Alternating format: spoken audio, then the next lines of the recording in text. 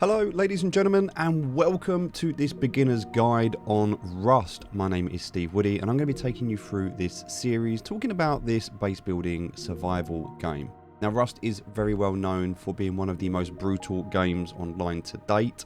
It doesn't offer a lot of help to get started and it's quite a painful experience for someone who's new to the game. So the idea of this video series is to kind of help you if you're a new player looking into this game to understand some of the things to look towards and also some of the things to avoid. It is in its 10th year anniversary. Rust has been around for 10 years now in different forms and iterations, and there's a lot of incredible content creators that can cover some of the more chatty PvP action, some of the base building style, as well as some of the beginner guides. The reason that I'm doing this series is because throughout all of those guides and all of those series, there seems to be just a couple of things that we're missing, and I'm hoping I can cover them here for you today. Now, this is going to be split into different sections so you don't get overwhelmed, and also so you can choose from the playlist of what it is that you want to focus on. So let's get started and jump straight in here. The first thing you're going to see when you log into the game is this loading screen. Now, if you can click on play game, you're going to be presented with different options. So basically there's three different servers to look for. There's official servers, community servers, and modded servers. Now you can also run private servers if you want to, if any of your friends are playing on servers, if you favorited any servers or any history, that will also be shown here. There's also, as you scroll down, some filtering options, and we'll go through these in detail and talk about them. But before we do that, I just want to draw your attention to an article that I think is quite helpful. Now this was written about 6 months ago by PC Games, but it's still quite relevant today, so we're just going to quickly talk through this, and it talks about the best Rust servers. All they've done is update the date from 2023 to 2024. So what this is basically saying here is that if you want to know where to start as a beginner, there's lots of different servers, and I'm not going to go through the entire details, but basically Facepunch servers themselves, these are the official Rust servers. They run a vanilla game, which is a slower paced experience compared to most third-party servers, but as the obvious destination for new players, the official servers unfortunately also attract more predatory elements of Rust community, which is very true. And it does experience a lot of hackers. So it is recommended as a third-party server option to go for like a solo, duo, trio, whatever you're playing in. So if you're playing on your own, playing on a solo server, on a third-party server is often a better experience than Facepunch's official servers. So this will give you the official. So some people do like to go onto the official vanilla experience as more of a challenge, but also just understand that you're going to have some challenges there as a new player. So going into community servers, Rustified is a very, very well-known server. It's a wide-ranging resource community for Rust players. So there you go. You can learn all about the website. You can go to rustified.com and learn about that there and look into that. So one of the thing here with these communities is there's a few that are well known. Rustoria is another one, very well known. They've been known to support a lot of the big events that have gone on, and you get a lot of modded servers as well. So this is if you really wanted to find a different experience. Maybe you want to gather twice as quick or 10 times as quick as you would normally in vanilla. You've got those options for faster gameplays. Also, they do like to focus on a lot of the competitive aspects of the game. You've also got Rust Reborn. Rust Reborn really focuses on a lot of mini games. It's a lot of custom different games. You can look at things. They've got things like Bed Wars, other things as well. But it's, could be known as a Dota, but in Rust. So Rust Reborn is definitely one for. It's very well known for the community, and you get a lot of players on these servers. For different styles and types of games. So definitely worth checking out the mini games there if you get bored of vanilla and you want something a little bit different. Rusticated very similar to the first two that I mentioned, Rustoria. You've got Rustoria and you've also got Rustified that we mentioned at the top here. Rusticated, pretty much a similar experience of that. Now they do offer other game modes as well, but I'll be honest, I've not played in any of those, so I don't know. I can't comment on those. Rust Academy. So Rust Academy is really trying to help people by understanding there's no blueprints, there's no research, and it's really just a way of action, but it's a way for you to learn the game as well, because you don't have to spend so much time grinding. So it's a really good way to go and learn the game, but also they are focusing on the competitive side of Rust. And I think that what's happened here is there's been a spin-off from Rust Academy, which is UKN. So UKN is kind of trying to be like the training server. So this is really taking in what Rust Academy have done in a lot of the senses, but they're taking the training aside. So Rust Academy is focusing on the competitive aspect, and UKN is focusing on just the academy aspect. Kind of feel like they should have swapped their names, but that's all good. All right, and then there's a lot of YouTubers as well. So you can look at people like Andy Soul AM, who's doing a lot of Rust servers for beginners. William, who's got some of the best content creating videos, over 1 million subscribers now, doing amazing, really, really good to watch. Some good ASMR there if you need to get to sleep and listen to his voice. He's a great solo player. Does a good solo series. But obviously he's a Chad and plays at a very high level. And so you'll see a lot of PvP that you may not experience and you may not be able to replicate. So, yeah, bear that in mind. Stevius as well.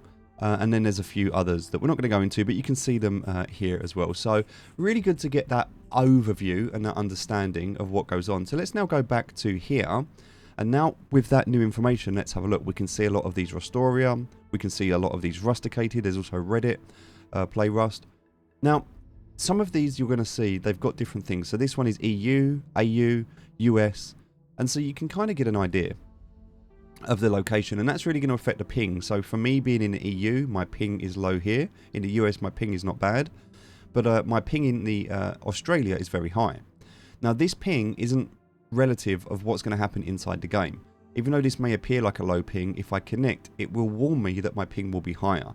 So just bear in mind your location. It might be easier to stick to EU if you want better FPS and better ping. So now that you've looked, we know about the official servers.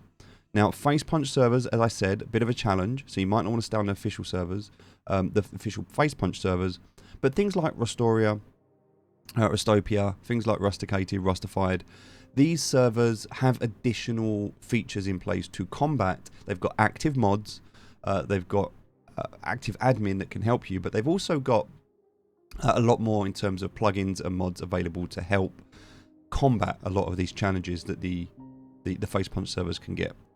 Now, the thing you're going to notice here are the filters. So you've got these things called wipes, and there's two different types of wipes. There is a server wipe, and that happens at random intervals. It could be weekly, as denoted here. It could be bi-weekly, or it could be monthly. Also, this one has a Monday wipe. So this one wipes every Monday, some of them on a Wednesday, some on a Thursday. So you kind of need to find a server that works for you.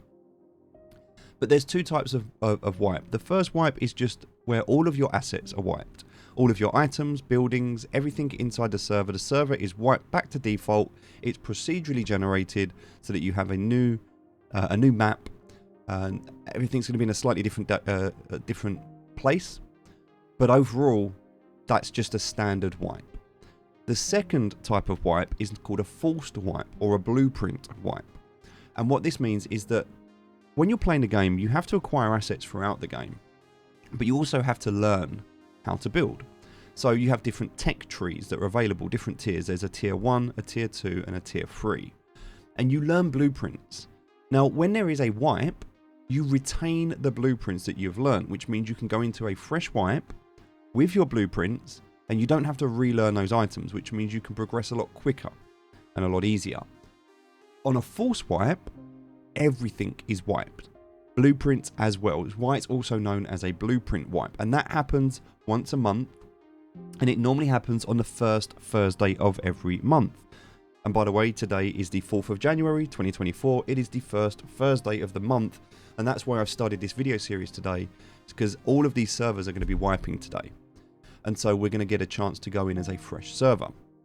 So when you're looking for a server, there's a few things you need to consider. The first is really going to be, well, where do I want to go? Because the picking of the right server is going to determine whether you have a good or a bad experience. And there's a lot of people that have a bad experience. They just jump in, they don't know what they're doing, and then they quit. And this is a painful game. As I said, it's one of the most brutal games out there. So you need to pick the right server. It's trial and error.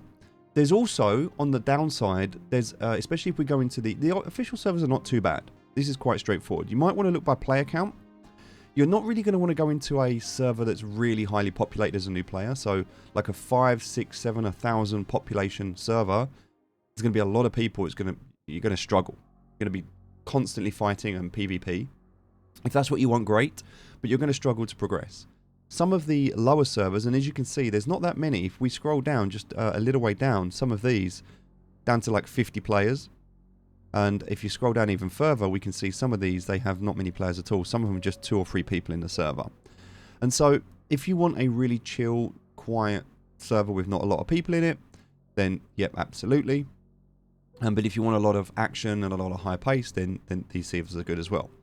Now, before we go into the other options on the servers, and you need to consider when they've been wiped. So this server was wiped 2 days ago on the Monday. But it's going to obviously wipe again today because it's a force wipe, which forces everything to wipe regardless. This one was 6 hours ago, 2 days ago, 2 days ago, etc., etc. So you can get an idea. So there's another server that I like to use, another service that I like to use called battlemetrics.com. If you go to battlemetrics.com, once you're there, then you want to click on servers, Rust, and from here you can look at the last wipe. Now what I like to do here is I like to click on this and click on the date today and search. It's then going to tell you when the last wipe was. So we can see here that this wipe was 40 minutes ago. This one was 35 minutes ago. Now these servers are creative servers, which means they're building servers. So you need to look at what you kind of want to, and you can filter a lot of stuff here. It gives you a lot more filtering options than the main site does. But what we're looking at here is kind of, we want to click by last wipe. And here we go, we can see that this server wiped 5 minutes ago, this one 8 minutes ago, etc., etc. So you can kind of get an idea. Now, unfortunately, some of these servers say they wipe, but they don't. And it's a bit frustrating. Like, you'll go into a freshly wiped server, and I'll talk to you through how you can identify whether a server's been wiped or not. Mainly, if you open up the map, the first thing you do when you go into a server is you open the map. If there's a lot of player-owned shops, then you can look at those shops, because normally people don't have a shop straight away. So if there's a shop, then it's not a new wipe. And also look at the items that those shops sell. If they're selling assault rifles and rockets, then obviously that's not a new server. The second thing to consider as you're running around is look at the buildings. If you're seeing like these big fortresses of like sheet metal and stone and armored bases, then they're not really going to be new servers. You're really looking for kind of wood cabins, starter shacks, or a lot of naked people running around on the beach. So that's the difference. Now, the progression is quite quick. On a standard server, you can progress in the first few hours. And so you would expect people to be running around with rocks for the first 5 or 10 minutes, and then spears and bows for like 10 to 15 minutes, and then crossbows and nail guns for like the first hour or two. And then it's going to be on to pistols and then better guns, and then eventually rifles and things like that. So within a few hours of wipe, people can expand quite quickly.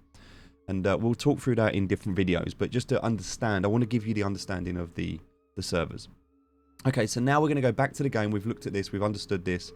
We're going to look for what server do we want to play on. And again, you might want to find a server that's right for you. There's different servers that offer different things, different maps, different layouts. Some of them have recycling abilities in safe zones, like the fishing village or the ranch, which isn't typical, but a lot of them have realized these quality of life updates and they've added them. So for a solo player, that could be quite nice to not have a fear of losing your gear when you're trying to recycle, which is a big part of the game, and we'll talk about that in later videos. But overall, you just want to kind of find a server that works for you. Community servers can be quite good. These ones do reset a lot quicker, but this is where you're going to find a lot of the challenges, where you might go into a server and realize it's not what it says it is. Also, some of these, they've got no descriptions, they've got no, some of them are in different languages. You might really struggle. Some of them have got tags. I tend to look at the ones that have got tags at least, but then you want some good information about the server. I don't just go off player count. You want a server that's just wiped, ideally. And this one here, like, so for example, this one's 38 minutes old. It does say it's a vanilla server. What you're looking for here, when you're looking at these servers, is really, you don't want kits. And the reason for that is because a kit is a player that has paid money or has done some things like their Twitter, like their Facebook, and they've been given some benefits. So they might launch with a gun and some building materials. And it's not really a good experience if you're wanting to play the kind of vanilla official experience. So you're looking for no kits, and you're really looking for a good server. Now, you might want to just go and try one, see what it's like. Unfortunately, sometimes in these servers, you might log in, they might crash, their hardware might not be very good. And so you might spend a lot of time building, and then the server crashes. And I've had that a few times as well. So just bear in mind that sometimes it is just better to stick initially to the reputable servers, and I like to stick on the official ones for this. And then you've got the modded servers, which are, you've got aim training, you've got bed wars. There's a lot of sandbox creative mode. I use this one, the ukn.gg creative mode, and we'll go into that into the next video. We'll go into that. But yeah, there's a lot of different servers here, so you need to pick the right server for you. Now, for me, the servers that I tend to look at, if we look at my favorited servers, Rustified, I like playing on Rustified solo. I also like playing on EU main. There's no group limit on here, so you might run into 10 players in a team, so just bear that in mind. Creative mode for building, I like that. Bed Wars, which I like for the aim training, that's quite fun. I also like using Best Rust. I don't really like Rust Outlaws. I'm going to undo that because that server crashes quite a lot. Best Rust, not a lot of population, but can be quite good. But it does wipe frequently, sometimes a couple of times a week. William solo server's quite cool. And then we've got Rustified, and I've also mentioned you can go into Rustopia or any of those as well. So these are the ones I tend to focus on. This is a monthly server, which is Tide Rust, solo only, which is quite nice. Not that many players in there, to be honest. So this is the other thing you want to consider. If we go back over now and we look at the... So one of the things I wanted to talk about was in battle metrics. If we go back over to battle metrics and we pick a server. So let's say, for example, I want to look at a Rust server. And I want to look at Rustoria.co EU main. Okay? And this is the one I'm going to click on. It then gives us additional information. You can see the map. You can see all of the information as to who's joining, how often they're joining, when they're joining, what they're doing. And you can see server statistics. So this is the ranking of the server, but also you can see the player count. Now if I go into 7 days, and even if I come out to like 30 days, etc. But if I look at 7 days, you can see that even at the quietest times, there's still like 100 people on this server at all times. So something like Rustoria EU main always has like 100 people on it, even at the worst times. At the peak, it can have up to 1,000 people. Okay, most of the time it has 750 people, and you can see what happens here. There's a wipe, it trickles off, there's a wipe, it trickles off, there's a wipe. So you can see what happens. Now, if we look at it in real time, we can see here, we're looking at around 300 players. You can see how it kind of builds up. So you want to get an idea, and it also tells you who the people are, how long they've been playing for, and as you join, your name will appear here as well. So just bear that in mind. With that being said, this is kind of everything you need to know to get a good idea of a server. You don't really want to go into a server where there's zero, because it'll be very boring, there'll be nothing to do. So you want a little bit of a threat, but as a new player, I tend to focus on servers that have got about 50 to 100 pop. So on wipe, you want about 100 players on wipe, and you want it to die down to about 20 players during the downtime. And that means you've still got the action to go and find people, but you're ultimately going to be left alone. And a good server for this, I find, is a server called Best Rust. Best Rust is quite good, as you can see. This was wiped. It's 44 hours old, so yeah, it's just over 2 days old, or almost 2 days old, sorry. And there's only 6 people on.